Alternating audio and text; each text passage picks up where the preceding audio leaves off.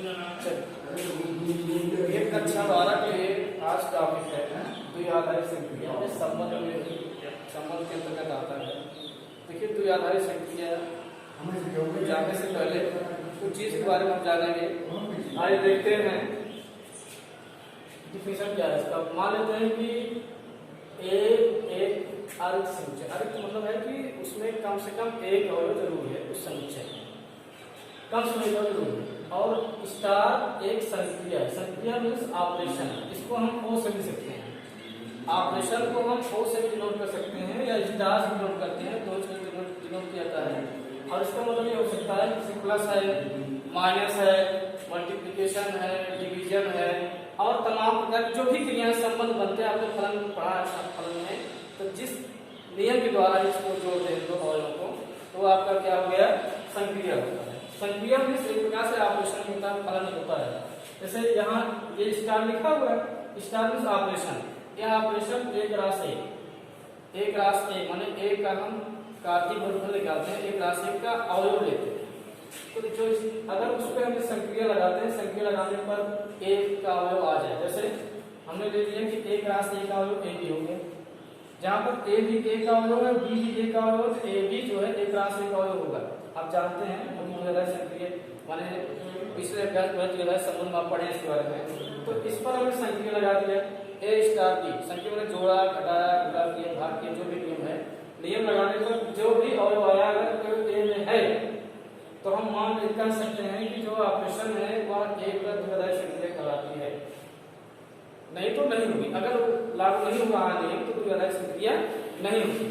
जैसे हमने एक एग्जांपल ले लिया, एग्जांपल रूप में हमने ले लिया प्लस धन।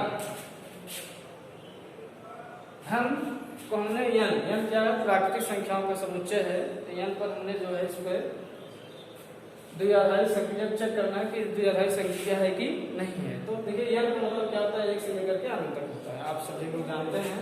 तो जैसे हमने इसमें जो आप n क्लास से निकालेंगे तो 1 2 2 3 3 4 4 5 1 5 1 6 1 7 इस प्रकार से अनंत क्रमिक युग्मों का समूह बनेगा। आप लोग जान ही रहे हैं। तो उसमें हमने एक समूह उठाने से 1 2 ले लिया, तो 1 2 पर इसका n क्लास n का जब हमने संक्रिया लगाया, संक्रिया में प्लस का 1 और 2 हमने जोड़ा तो 3 आया। तो 3 भी जो है n का ही अवयव है, नहीं? 3 बीच में है। इसी प्रकार हमने दूसरा क्रम ले लिया 5 7। तो हमने 5 7 पर नियम लगाया, 12 आया, 12 भी n का अवयव है। इस प्रकार से हमें क्या मान लें, a और b माने कोई भी क्रम युग्म है, अगर उन दोनों को हम जोड़, मतलब जब दो धन पूर्णांक जोड़ते हैं धन पूर्णांक आता है, सभी लोग जानते भी हैं। तो इसका मतलब ये आया कि प्लस जो है n पर द्विआधारी संक्रिया है। तो हम इसको सन के रूप में माने इसको हम कह सकते हैं कि n जो है n के लिए प्लस द्विआधारी संक्रिया है। इसी प्रकार से देखिए द्विआधारी संक्रिया के कुछ गुण होते हैं। जैसे अब देखो ऋण के लिए अगर हम ऋण के लिए तो n क्रॉस n द्विआधारी संक्रिया है कि नहीं है, तो आइए इसको चेक करते हैं। नहीं है क्योंकि जैसे हमने ले लिया 1 का मतलब 2 ही ले लिया, n क्रॉस n का अवयव है। तो देखते क्या है, 1 में से 2 घटाए तो -1 आया, यह n में नहीं है। तो यहाँ पर क्या हुआ, ऋण n पर द्विआधारी नहीं है, द्विआधारी नहीं है। तो हम कहते हैं इस प्रकार से ऋण जो है प्राकृतिक संख्याओं की संक्रिया नहीं हो सकती है। तो इस तरह से हम जांच कर सकते हैं। बस करना क्या होता है, केवल देखिए आपको दिया रहेगा कि एक समुच्चय और एक संक्रिया। प्रश्न में आपको 2 बातें जरूर दी रहेगी, एक समुच्चय और दूसरा चीज क्या दिया रहेगा, संक्रिया। हमें करना क्या है कि उस समुच्चय के 2 अवयवों को ले लेना है और दोनों अवयवों को लेने पर संक्रिया लगाना है। जैसे हमने समुच्चय 2 अवयव ले लिए, 2 अवयव लेने के बाद हमने संक्रिया लगाया। संक्रिया लगाने के बाद जो हमें परिणाम आता है, रिजल्ट आता है, हम देखते हैं कि क्या वह उस समुच्चय का अवयव है जो समुच्चय दिया हुआ है। यदि है, सभी अवयवों के लिए नियम लागू होता है, तो जो संक्रिया है वह संक्रिया दिए हुए समुच्चय को द्विआधारी संक्रिया होती है, अन्यथा नहीं कर सकते हैं। इसी प्रकार से इसके कुछ गुण होते हैं। जैसे समरक नियम मतलब होता क्या है, इसमें होते हैं क्लोजर प्रॉपर्टी। क्लोजर प्रॉपर्टी मतलब होता क्या है, जैसे हमने पूर्णांकों पर संक्रिया लगाया तो पूर्णांक आ गया। तो लगभग अगर द्विआधारी संक्रिया है तो वहां पर उस द्विआधारी संक्रिया पर क्लोजर प्रॉपर्टी मीन्स समरक नियम जरूर लागू होता है। क्योंकि जब मीन्स कभी कभी होता है, कभी नहीं हो सकता है। जैसे हमने पूर्णांकों को लगाया तो पूर्णांक का योगफल भी पूर्णांक होगा, अगर गुणक ले लेंगे तो पूर्णांक गुणनफल भी पूर्णांक होता है। लेकिन हमने अगर अब जैसे कहते हैं विषम संख्याओं का समुच्चय है, विषम संख्याओं का समुच्चय है, तो अगर हम दो विषम संख्या लेते हैं उनको जोड़ते हैं तो सम संख्या आ जाती है, तो यहाँ समरक नियम नहीं लागू हुआ, क्योंकि विषम संख्याओं का योगफल अगर विषम संख्या है तो समरक नियम लागू है। तो यदि हम विषम संख्या के नाम से समुच्चक लेते हैं तब लागू नहीं होगा, लेकिन सम संख्याओं में लागू, क्योंकि सम संख्याओं का योग सम संख्या होता है। ठीक इसी प्रकार से गुणा के लिए विषम संख्या ले लें तो दो विषम संख्या विषम संख्या ही आता है, तो वहां पर लागू होगा। ठीक है ना। तो इस प्रकार से अगर हम संक्रिया यूज करना जानते हैं और समुच्चय के बारे में ज्ञान होगा तो हम द्विआधारी संक्रिया के बारे में आराम से कर सकते हैं। तो समरक नियम मतलब ये चीज है, जिस खानदान का जिस समुच्चय के अवयव को हम लेते हैं संक्रिया लगाने पर उसी समुच्चय का अवयव आ जाता है तो समरक नियम होता है, उसी रूप में आ जाता है। जैसे क्रम विनिमय नियम, क्या चीज है? क्रम विनिमय नियम। तो क्रम विनिमय नियम में क्या होता है? क्रम को चेंज करते हैं। जैसे हमने ए ऑपरेशन बी लगाया तो क्या आ जाए? बी ऑपरेशन ए, अगर दोनों साइड दोनों मान इक्वल हो, माने जो हम ए का बी से ऑपरेशन करने जो मान आता है अगर वही मान बी का ए से करने पर भी आ जाए तो संक्रिया क्या होगी, मतलब तो वहां क्रम विनिमय नियम लागू होता है। साचर नियम सिमिलरली होता है।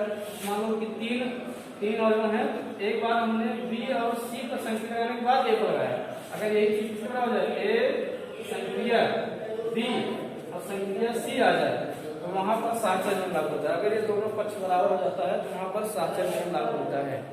तीसरा नियम है तीसरी साचर, तीसरा हो गया। चौथा तत्समक। तत्समक मतलब ये होता है कि जैसे कि हम संक्रिया लगाए, जैसे ए ओ मान लो आइडेंटिटी ई है, ओ मीन्स ऑपरेशन ही है, स्टार ही है या स्टार जो करें स्टार प्रयोग करते हैं, बराबर क्या आ जाए? ए, तब ई जो है तत्समक होता है। ई जो होता है उस संबंध के लिए क्या होता है? उस संक्रिया के लिए तत्समक होता है। माने हमने ए पर ई का संक्रिया कर दिया तो ए क्या हो गया? उस संक्रिया के लिए तत्समक अवयव कहलाता है। ठीक, माने हमने ऐसा अवयव जिसका एक साथ संक्रिया कराया लेकिन अवयव पर हमारा कोई इफेक्ट नहीं पड़ा। जैसे योग के लिए शून्य होता है, शून्य अगर हम शून्य को किसी भी संख्या में जोड़ देते हैं तो वही संख्या प्राप्त होती है जिस संख्या में हमने शून्य को जोड़ा है। मीन्स संख्या पर कोई प्रभाव नहीं पड़ता है, इसलिए शून्य क्या हो गया? योगात्मक तत्समक हो गया। वैसे गुणा करने के लिए एक होता है, क्योंकि एक से किसी भी गुणा करेंगे तो वही संख्या प्राप्त होती है जिस संख्या में एक से गुणा किया, तो एक हो गया गुणात्मक तत्समक। शून्य योगात्मक तत्समक, एक हो गया गुणात्मक तत्समक।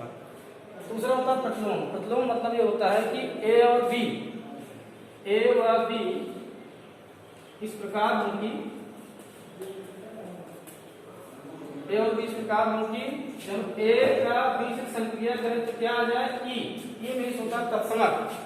तो प्रत्येक अवयव माने बी ए का प्रतिलोम होगा या ए बी का प्रतिलोम होगा, तो हम ये बोल सकते हैं। माने जब दोनों अवयवों पर संक्रिया करें और हमें तत्समक आ जाए, उस संक्रिया के लिए तत्समक अवयव आ जाए तो हम ये कह सकते हैं कि दोनों जो संक्रिया माने प्रत्येक अवयव एक दूसरे का तत्समक कहलाता है, प्रतिलोम कहलाता है। जैसे दो का प्रतिलोम क्या हो गया? -2, और -2 का प्रतिलोम क्या होगा योग के लिए? +2।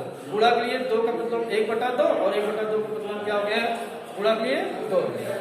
तो ये इतने गुण हैं और इसलिए कल हम उसके बारे में उसकी प्रश्नावली को सॉल्व कराएंगे आप लोगों की एक्सरसाइज के बारे में। आज आप लोग अच्छे से पढ़ लेना। धन्यवाद।